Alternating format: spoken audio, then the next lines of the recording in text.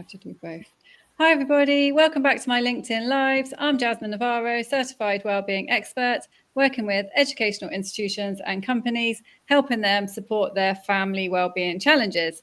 And as you know, every week I interview different experts who make a difference. And this week, I'm super excited to be interviewing Mark. Hi, Mark. How are you doing? Hey, Jasmine. Good to be here. I'm so happy that you're here. It's been such a long time. I've been really wanting you to come on here for ages, basically. So can you tell everybody about yourself and what you do? I can, of course. So my title gives away there, Mark Carolan Coaching. So I am a life and executive coach, and really I'm a transformational coach is how I would describe it. I help people change their world, change their lives, change their thinking, and start to live the life that they want. I also do a lot of public speaking. I actually do a lot of public speaking coaching as well, and helping people build and develop and grow into being good and professional public speakers and presentations. And I love that aspect of what I do as well. Wow, amazing. Really looking forward to having this conversation with you. And today, which by the way, I've had so many comments and questions about this topic, how we see the world is how we can be in the world, which you chose for today. Can you tell us what this means and what made you choose it for today? I think because when you asked me, this is where my thinking was at the time, Jasmine. And I'm a big, big believer through lived experience as to how our perspective shapes our world. A story that I'd like to tell about it, and I was only thinking about just during the week. Please do. I've been in Australia 20-something years ago, and I found a book on the ground, and the book was missing the front cover. And I picked it up, and I decided for something. I read the first line, and the first line was like, Harry Joy died 3 times. I thought, I want to read this thing. Well, okay, what is going on with this book? It turns out it's by an Australian author called Peter Carey, who's one of the only people who've won the Booker Prize twice, which is the most famous literary prize. The beginning of this book is simply about this guy believing he had died. And then when he woke up in the hospital, he believed he had gone to hell. So every single thing he saw was a threat. He saw it was all negative. He saw it was all bad. And then at another point in the book, he believes he's died again. This time he's in heaven. So every single thing he sees, he interprets as being good, interprets as being positive.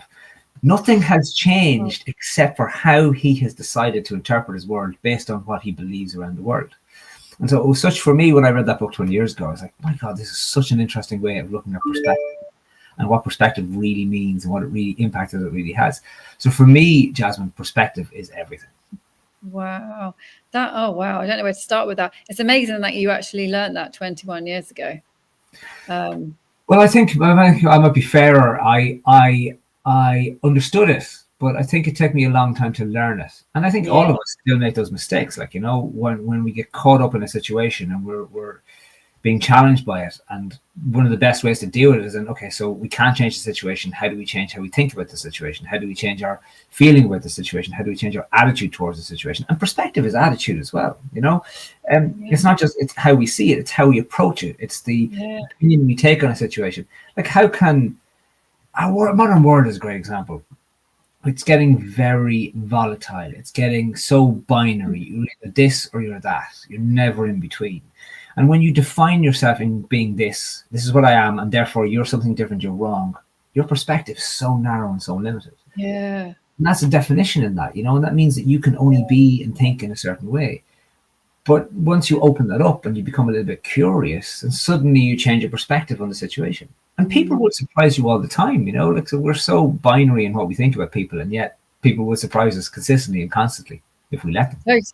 Totally. No, I think, I completely agree with what you're saying. And I think also, I remember it wasn't so long ago, maybe a few years ago, when I just realized that I had this moment where I realized that what I was thinking was actually hurting me and making the situation worse. Do you know what I mean? Like, I can't remember what it was, but I remember something bad had happened or something. And then I was probably beating myself up or thinking negative thoughts. And then I remember thinking in that moment, hang on a minute, what's happened is not actually hurting me. It's what I'm saying to myself. And I thought, it's me. Why am I doing that? Why am I doing that? And then I just stopped, and then I felt okay. And I was like, it was so profound. And I was just like, it's incredible. And if we can begin to apply that in those situations, like an awful lot of clients that I work with, we go into those spaces around what does this mean? What are you making this mean? Is the question I like to ask people, because it doesn't mean anything. We make it mean something. Like, okay, I'll bring it to the most simple of examples. I nearly need to drink a little bit more of this water, so there's a glass with this amount of water, so it's exactly in the middle. And you ask people, what is this? Is that what is this glass? How much water is in this glass? And some people will say it's half full, and some people will say it's half empty, because that's a perspective. Both of them are correct, but both of them are also wrong. The truth is, it's a glass of water that has a certain amount of glass with a certain amount of water in it. Why are we allowing the amount of water in the glass make us feel a certain way? Like, that's an incredible thing to do, isn't it? Allow the amount of water in a glass make us feel bad because it's less, or make us feel good because it's more. But it doesn't change the volume. I love the story. Yes, I tell stories. I love the story of the Chinese farmer. And it's a very famous story. And there's a beautiful little Alan Watts does a lovely little version on YouTube. And it's simply, the farmer he's a Chinese farmer, and he has a horse. And one day the horse runs away. And all the villagers come to him and say, "Oh my God, the horse has run away. You're going to die. What's going to happen? You won't be able to farm your land." Next day, it's so bad. And he goes, "We'll see." The next day, the horse returns, brings a lot of other horses with him. And everyone goes, "Oh, that's amazing. You're so lucky. Look at all the wild horses you have now as well. That's so good." And he goes, "We'll see." Third day, one of the wild horses kicks his son's leg and breaks his leg. And the whole family just go, "Oh my God, you can't farm the land without your son. What are you going to do? This is an absolute disaster." And he just goes, "We'll see." Fourth day, the local army come in looking for recruits. But because his son's broken his leg, he can't go with them. Oh, yeah. And all the little villagers say, "Oh, that's so good. That's so amazing, isn't it?" I said, "We'll see." I love the story for its simplicity and for its reality, because we don't know. Like, you look at your life, Jasmine, and the instances that have happened in our life. And if we get caught up in the instant and we deem that this is bad and therefore everything's terrible, and what does this mean for us? When we're in that space and thinking like that, it's a little bit like walking out of a movie halfway through because, I know the end of it. We've no idea what's coming. We don't know what the end of it is. But exactly. If we define our perspective in that moment, if therefore that moment defines everything, well, then that means we can't actually enjoy or see what happens, or explore, or be curious, or discover, or change, or grow. Yeah. No, you're absolutely right. I love that story as well. And maybe, do you think it's because it's the unknown?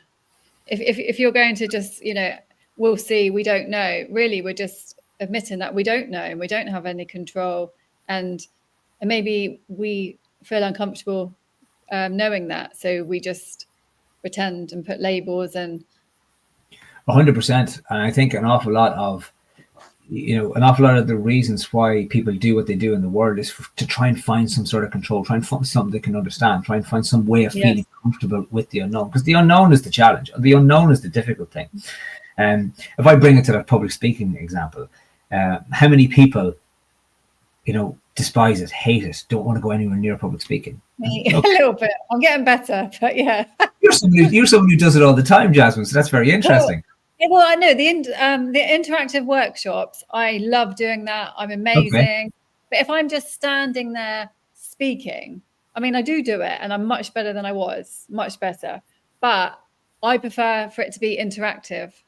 Okay, so let's bring it back. If you're just standing there speaking, what are you thinking?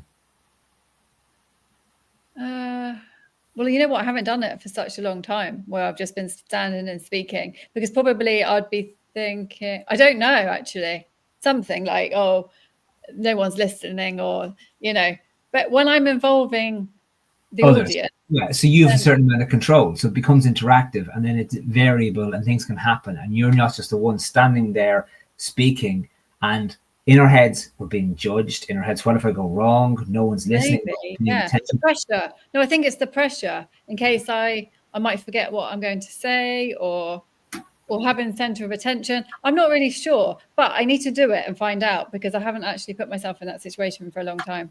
But that's very interesting. So the pressure. So where does the pressure come from? Oh yeah, me, definitely. And again, that's the perspective we have on it.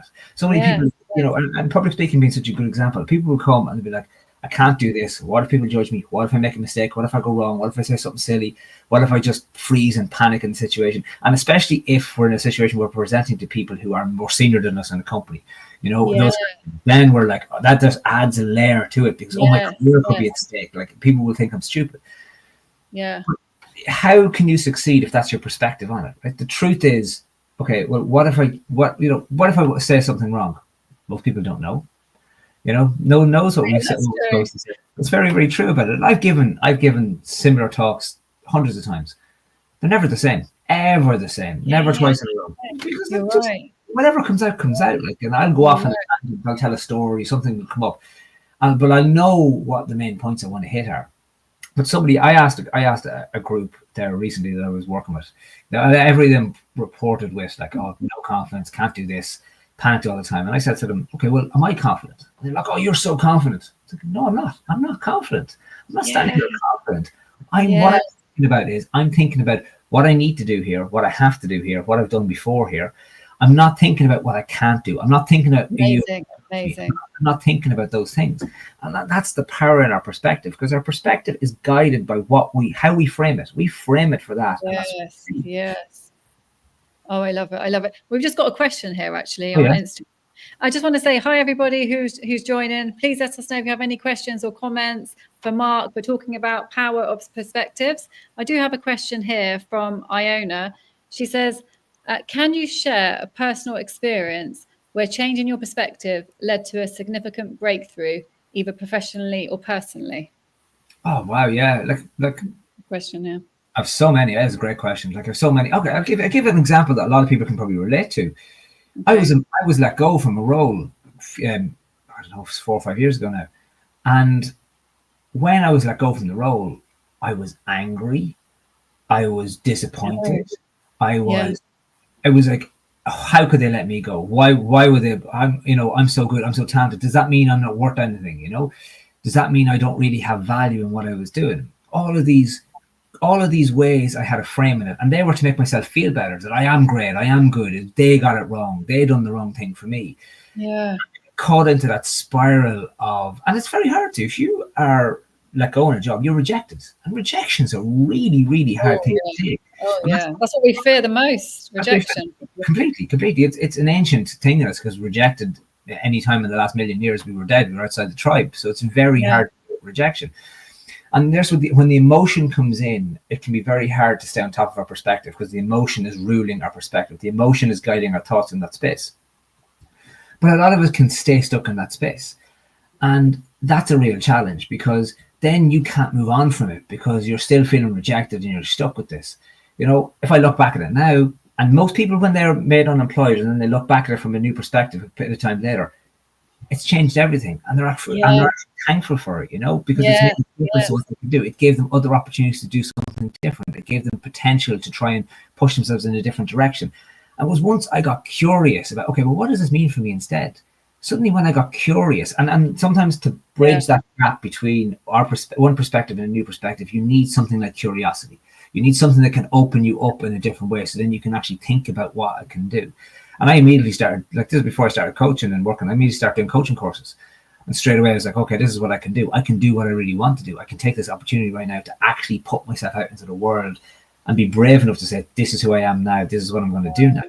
And that was a massive, massive leap. And when you look back, how much different it becomes. It's just a perspective on it.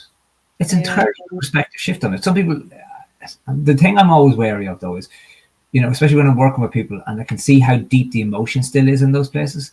So if the emotion is still guiding you, and then the emotion has to be let go. We have to find a way to understand it in a different way, so we're not feeling the emotion. But when we live through emotion, we're in a very reactive space all the time. Yes. When we live through our perspective, we can be much more responsive to the situation and not get caught up in the situation.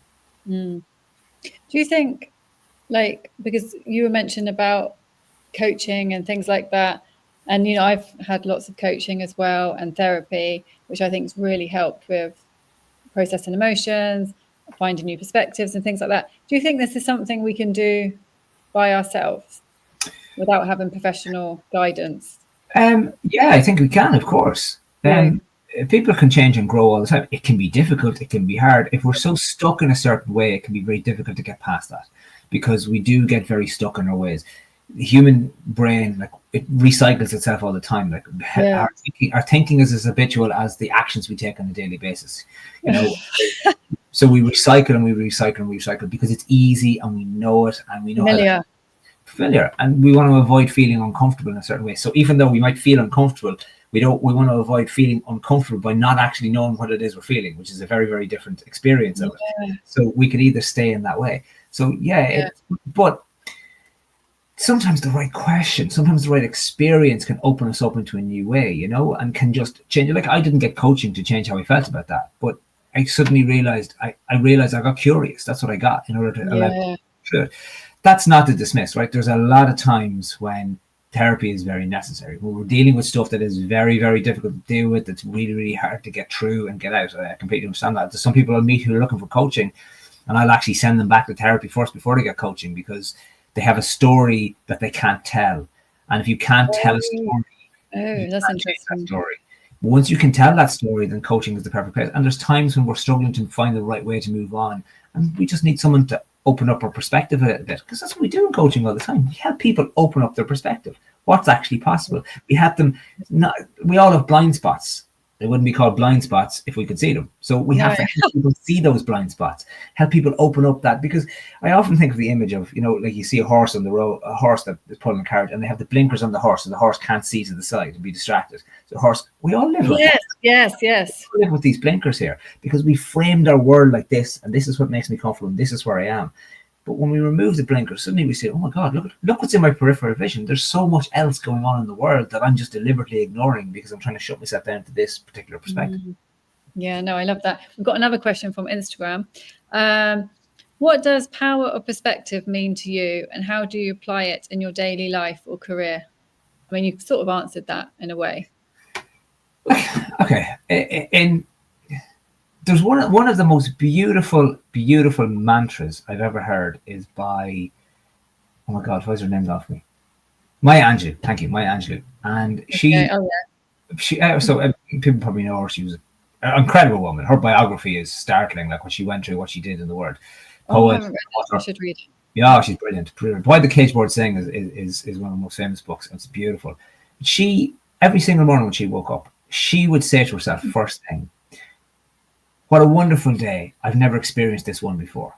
Oh, that is such a marvelous perspective, because she just, what could happen here today? Like, you know, we create our worlds all of the time. We're forever building and creating our world. If you wake up in the morning and you say to yourself, oh, this is going to be a crap day, this isn't going to be good.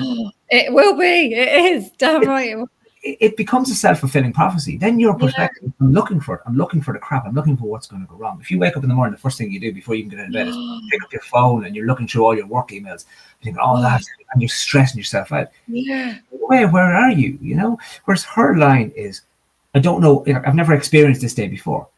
In that phrase is potential, is possibility, is opportunity. So she immediately wakes up to a new day. I came across that phrase, and my personal email inbox has got, like, it's usually down. I keep it down to about 10, and a bit nerd like that, about 10 emails. My personal one, not my work ones. And one email has been in it now for 15 years. It's that quote by Maya Angelou, because I have to try and always remember it. Oh, that's an amazing idea. We lose our perspective on stuff. Like, I've had a lot of stuff happen personally this year in my life, you know, and have you? You can very easily, because of that, get lost in what's happening. And, you know, but it's only that moment in time kind of thing. So you have to go, well, do you know what? Tomorrow is that new day. Tomorrow does present new possibilities. What can we do differently? What can I change? how can I learn? How can I grow? One of the most beautiful lines I've ever heard, and there's another line that sticks with me an awful lot, Jasmine, is by there's an Irish poet and philosopher. His name is John Moriarty, and he's probably about the wisest man of the last 100 years.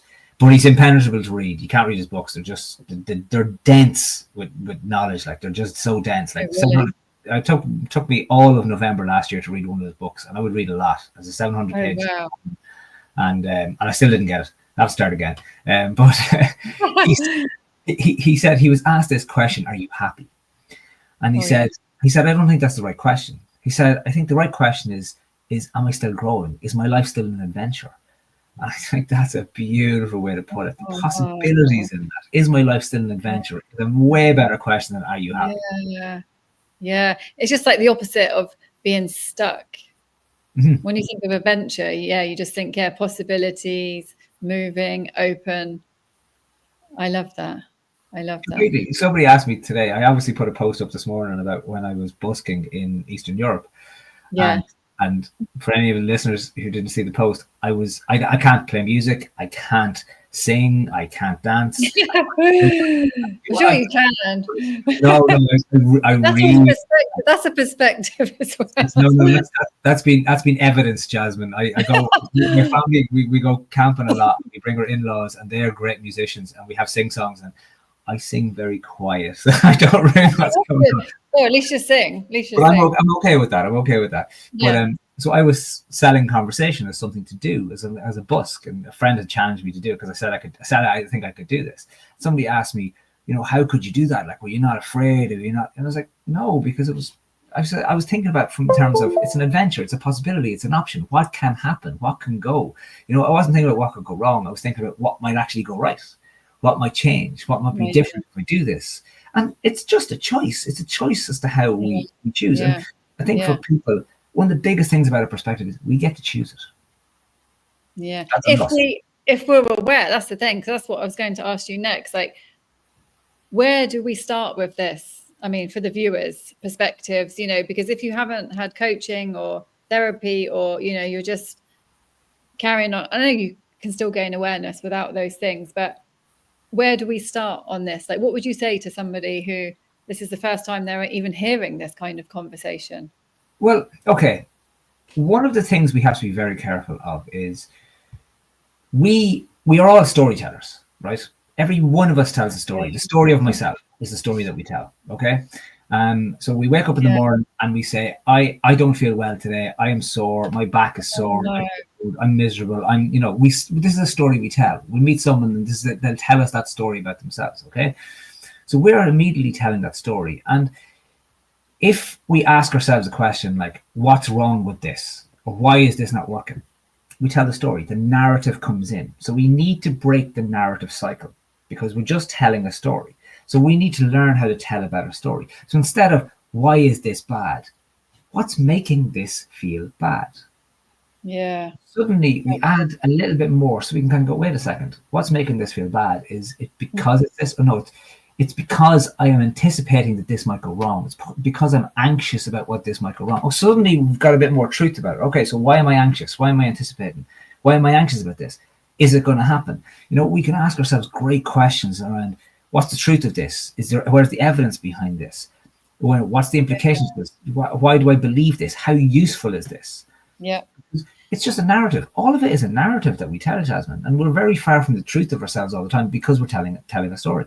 Yeah, we don't even realize some of the time. But I love that. So basically, we need to stop, even just spend 5 minutes and just get curious with ourselves and our story and just ask away.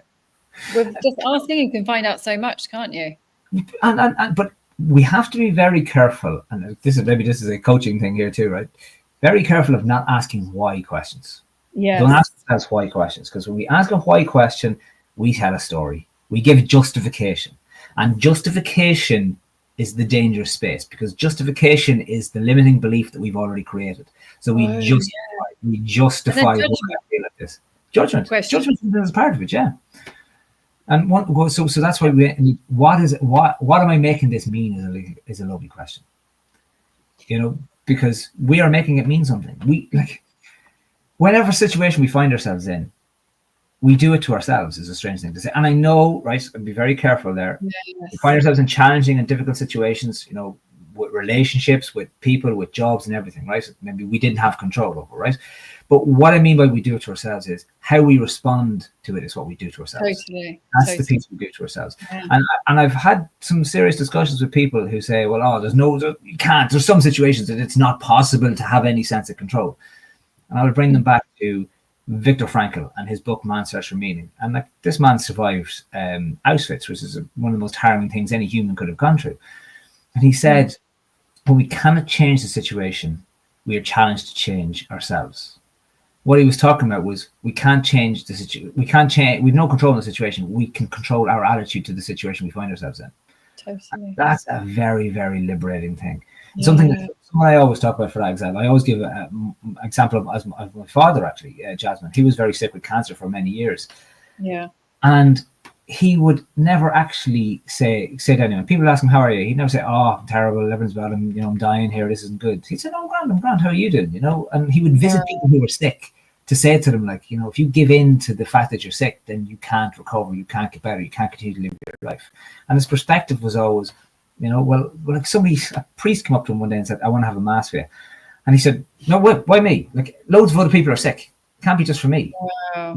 And then the priest was put back, but it's like, oh, sorry, but it's terrible what's happened to you. And he said, well, why couldn't it have happened to me? Why should it have happened to anyone else? Like, there's no control. It's just something that has happened, Yeah. I took a long time to assimilate that way of thinking and being in the world, and that can be hard. But I think where the comfort is and where the hope is for all of us is when you see people in situations that you think, my God, if I was in that situation, I would probably really struggle. And they are they're dealing with it, they're managing it, they're putting their best foot forward. They're just showing you the potential we all have to be different in a situation. Wow. Yeah.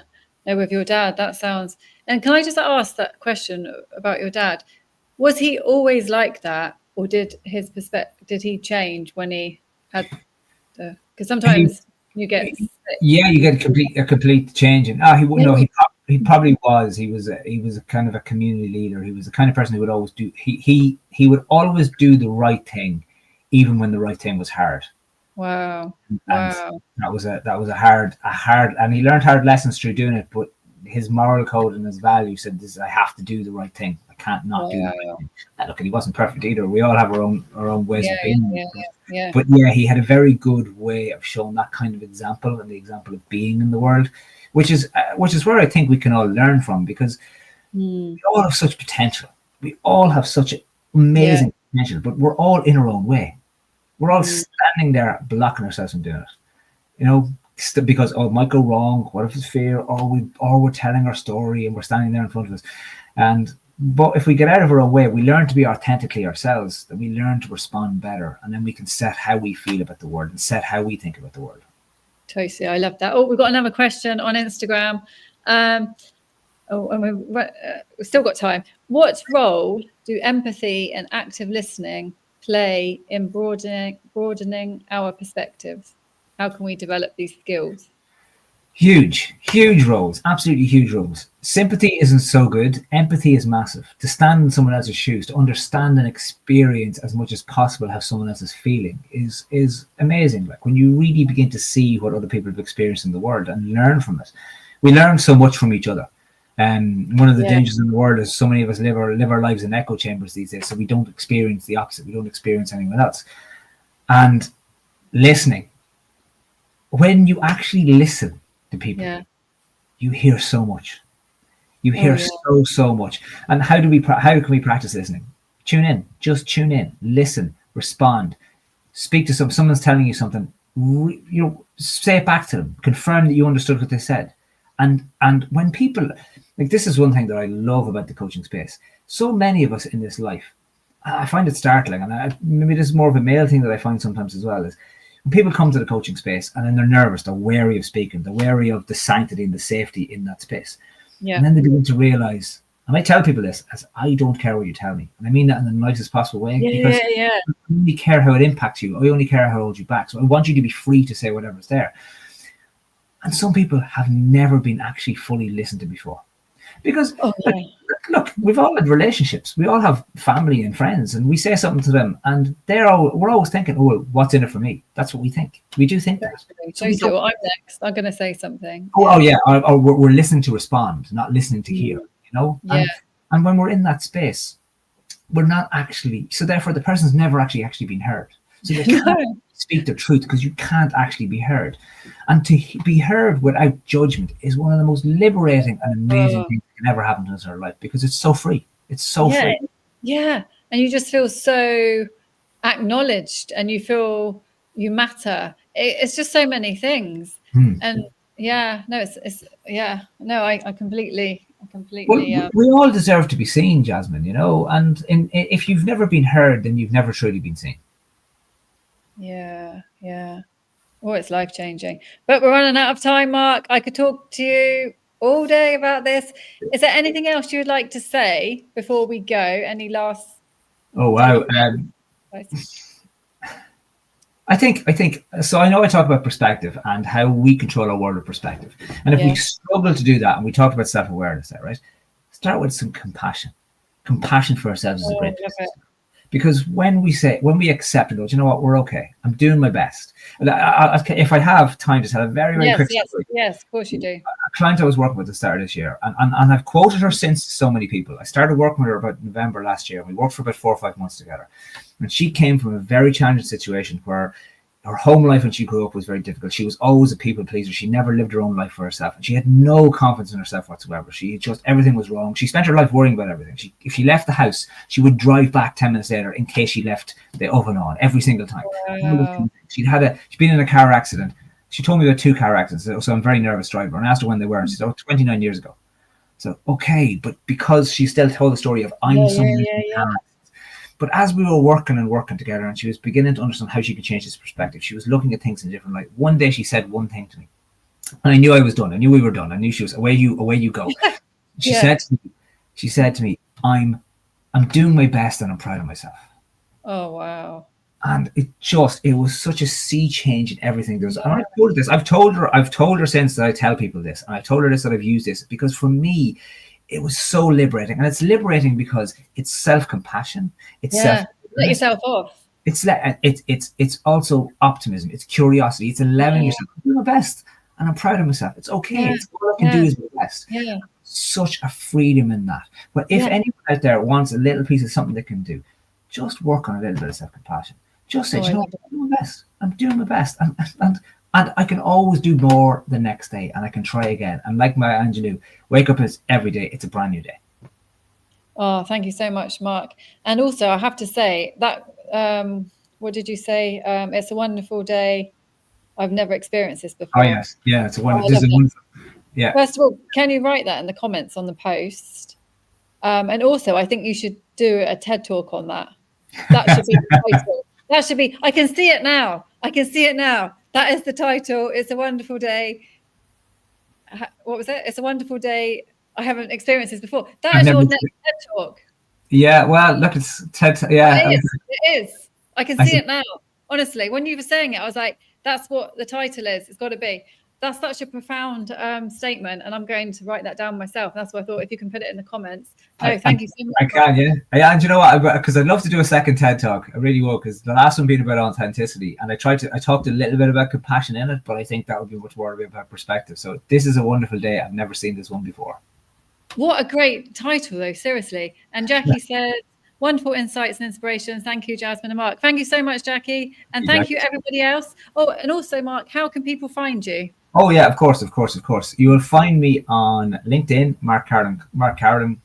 You will find me on Facebook and Instagram and Mark Carolan Coaching. I'm not very active over there, so I try to be, but you know, there's only so much social media I will allow myself to do. Well, you're a serious expert on LinkedIn, so I don't think you can be an expert like that everywhere else. I mean, it's impossible. But what was I going to say? Yeah, can you put all of your links as well on the post? I will do, yeah. Contact if they need to, and then that praise.